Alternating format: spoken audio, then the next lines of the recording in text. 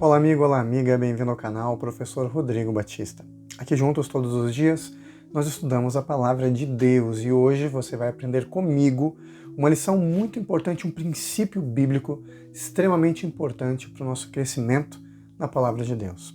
Peço a você que já deixe seu like, curta o vídeo, compartilhe. Se você não é inscrito, se inscreva para ajudar a gente a crescer aqui no YouTube, para a gente poder ter mais relevância aqui, também sermos enviados, o YouTube entender que o vídeo é importante e enviar para mais pessoas que procuram também os temas do estudo da lição e também o estudo da Palavra de Deus. Não só a lição, os temas da lição, mas os temas que nós temos aqui no canal também, onde temos playlists aqui, você pode procurar algumas playlists onde nós falamos sempre de alguns temas da Palavra de Deus. Hoje, o tema do nosso estudo, hoje, quinta-feira, dia 6 de novembro, é Testemunha do Poder de Deus. Todos vós sois testemunhas, é o que a Palavra de Deus diz pra gente, Nós somos testemunhas de Jesus, testemunhas que falam do amor de Deus, testemunhas que vivem esse amor. Uma testemunha é alguém que viu ou ouviu alguma coisa. Então, quando nós falamos de Jesus para outras pessoas, para ser uma coisa sincera e verdadeira, tem que ser um testemunho. Não simplesmente porque eu ouvi de outra pessoa, mas porque eu vivi, eu experimentei a verdade da Palavra de Deus. A verdade que nos liberta de todo o pecado, todas as coisas que nos afastam dele, de todas as maldições, todo o poder do inimigo, com as bênçãos protetoras de Deus nas nossas vidas. Desde que a gente, claro, escolha estar com Deus. Olha só, a Palavra de Deus nos ensina no livro de Josué, capítulo 7, que o povo de Deus, por ter desobedecido ao Senhor, ali o pecado de Acã, eles foram derrotados diante de alguns inimigos. O nome da cidade que eles foram enfrentar é a cidade de Ai. E em português é uma bela expressão, é uma bela referência, Ai do povo de Israel, porque realmente lá eles se deram muito mal. Eles foram arrogantes, eles estavam afastados de Deus e a consequência foi a derrota. O que serve pra gente também. Muitas vezes a gente acha que a gente é autossuficiente, que a gente consegue sozinhos, mas a gente não consegue. Nós, quando tentamos fazer as coisas sem Deus, mesmo que tenhamos algumas vitórias, no final serão derrotas. Porque sem Deus nós não podemos fazer nada, mas com Deus podemos todas as coisas. Veja só o que disse Josué, quando ele enfrentou essa situação tão difícil na vida dele, que foi a primeira derrota que eles tiveram, e única, deixar claro já, dar um spoiler, primeira e única derrota que o povo de Israel teve durante os dias da vida de Josué. Josué capítulo 7, ali nos versos 6 a 9, fala pra gente o seguinte. Josué capítulo 7, versos 6 a 9. Depois que o povo de Israel foi derrotado. Então Josué rasgou as suas vestes e se prostrou em terra sobre o rosto perante a arca do Senhor até a tarde, ele e os anciões de Israel, e deitaram pó sobre a cabeça. Você pode estar achando assim, poxa, o que deu no Josué, Ficou maluco? Mas esse era um costume das pessoas daquela época. Era um costume ali cultural, não só do povo hebreu, mas de vários outros povos que viviam naquele antigo Oriente, em que eles então colocavam roupas mais simples quando estavam muito mais tristes, aqui a expressão é roupa de saco, e eles se colocavam então no chão, então eles rasgavam suas roupas, eles colocavam poeira mesmo, ou cinza sobre as suas cabeças. A gente vê também que isso acontece na história de Jó e muitas outras histórias bíblicas, em que as pessoas, para demonstrar a sua tristeza, elas demonstram de forma pública, sabe? É uma dor tremenda e eles não guardam isso no coração. O costume daquelas pessoas, naquele período e até hoje, na verdade, os povos do Oriente, é expressar mesmo os seus sentimentos de dor, de alegria, e eles aqui estavam demonstrando essa tristeza profunda pelo povo de Israel ter perdido. Mas eu vou dizer para você o seguinte, não é só porque o povo de Israel perdeu é que Josué estava triste. Olha só o que diz o texto bíblico. Disse Josué, verso 7. Senhor, Deus, por que fizeste este povo passar o Jordão para nos entregardes nas mãos dos amorreus, para nos fazerem perecer?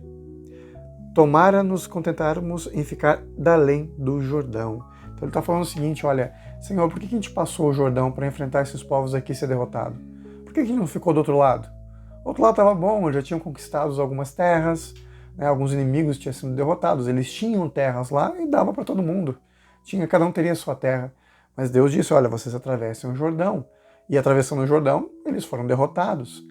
É um eco, na verdade, muito parecido com quando o povo de Israel enfrentou as dificuldades no deserto e ficava falando lá o seguinte: olha, Senhor, por que nos fizeste sair do Egito?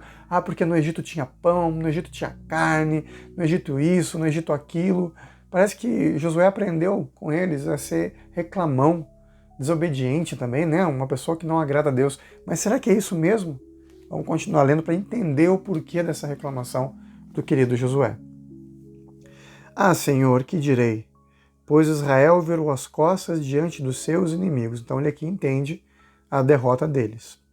Ouvindo isto, verso 9, os cananeus e todos os moradores da terra nos cercarão e desarraigarão o nosso nome da terra. Então, que farás ao teu grande nome? Então aqui a preocupação, esse é o princípio bíblico do tema de hoje, não é simplesmente por que o povo de Israel foi derrotado, mas que o nome de Deus seria profanado. Veja bem, para aquelas pessoas não era apenas a disputa entre povos, era uma disputa entre deuses. E se o povo de Ai derrotou o povo de Israel, significava que os deuses que o povo de Ai adoravam eram mais poderosos que Deus. Essa era a visão que as pessoas tinham. E essa era a preocupação que Josué tinha. O mau testemunho que eles dariam se essa notícia fosse propagada da derrota do povo de Israel, que foi ali realmente humilhado diante dos seus inimigos. Josué não estava preocupado em ficar aqui ou lá, antes do Jordão, depois do Jordão.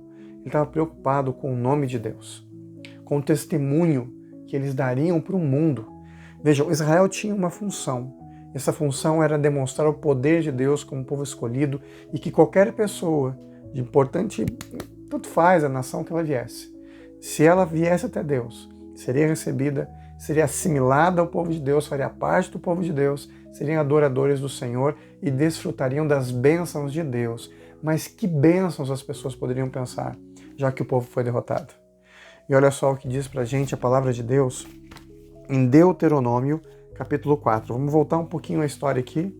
Em Deuteronômio, capítulo 4, versos 5 a 9, diz assim: Eis que vos tenho ensinado estatutos e juízos, como me mandou o Senhor meu Deus, para que assim façais no meio da terra que passais a possuir. Que Moisés dizendo que assim que eles atravessassem a terra, eles teriam que continuar guardando as leis de Deus. Guardai-os, pois, e cumpri-os, porque isso será a vossa sabedoria e o vosso entendimento perante os olhos dos povos, que ouvindo todos estes estatutos dirão: certamente este grande povo é gente sábia e inteligente. Pois que grande nação há que tenha deuses tão chegados a si, como o Senhor nosso Deus, todas as vezes que invocamos? E que grande nação há que tenha estatutos e juízos tão justos, como toda essa lei que eu hoje vos proponho? Então somente guarda-te a ti mesmo e guarda bem a tua alma, que te não esqueças daquelas coisas que os teus olhos têm visto, senão te aparta do teu coração todos os dias da tua vida, e as farás saber a seus filhos e aos filhos dos teus filhos. Se eles guardassem a lei de Deus e seguissem o caminho do Senhor, Deus seria honrado, e eles seriam testemunhas vivas do amor de Deus. Mas se eles falhassem, se eles se afastassem de Deus, as pessoas não veriam a Deus com os mesmos olhos. Essa era a preocupação. E isso a gente pode aplicar para a gente hoje. Como é que eu estou adorando a Deus? Que testemunho eu dou? Porque isso aqui, bíblico, isso é cobrado. Se você conhece Jesus, você deve viver com Jesus. Se você não vive com Jesus, ai de você. Porque você se coloca numa situação que você se afasta de Deus. E olha, eu não estou falando de sábado, não estou falando de 10 mandamentos, eu estou falando da graça. Se você não vive na graça de Deus, se você não vive com Deus, não escolhe Jesus, mesmo conhecendo de Jesus, o seu caminho é escuro. E a luz que é em você, de acordo com Jesus, são trevas profundas. Não sejamos como Laodiceia, morna, lá na carta do Apocalipse, que fala das últimas igrejas do tempo do fim. Mas sejamos firmes, fortes e como fogo vivo, testemunhando do amor de Deus e vivendo esse amor, experimentando a sua lei e a sua justiça. Que Deus possa te abençoar, que esse dia seja maravilhoso e que a bênção de Deus seja sobre você e sobre a sua família. Tivemos alguns pedidos de oração aqui no nosso canal. Peço a você que se lembre, leia os comentários e continue orando pelas pessoas que pedem oração, para que Deus possa abençoar, cuidar e guardar, e nós possamos sim ser uma irmandade, pessoas que amam a Jesus, irmãos na fé, confiando no poder, no amor de Deus. Vamos orar? Querido Pai, obrigado por tuas bênçãos, por teus ensinamentos nessa semana. Pedimos que continue nos abençoando, protegendo e guardando, em o nome do Senhor Jesus. Amém. Nunca se esqueça, meu amigo e minha amiga, nessa vida é você e Deus. Te vejo amanhã. Tchau, tchau.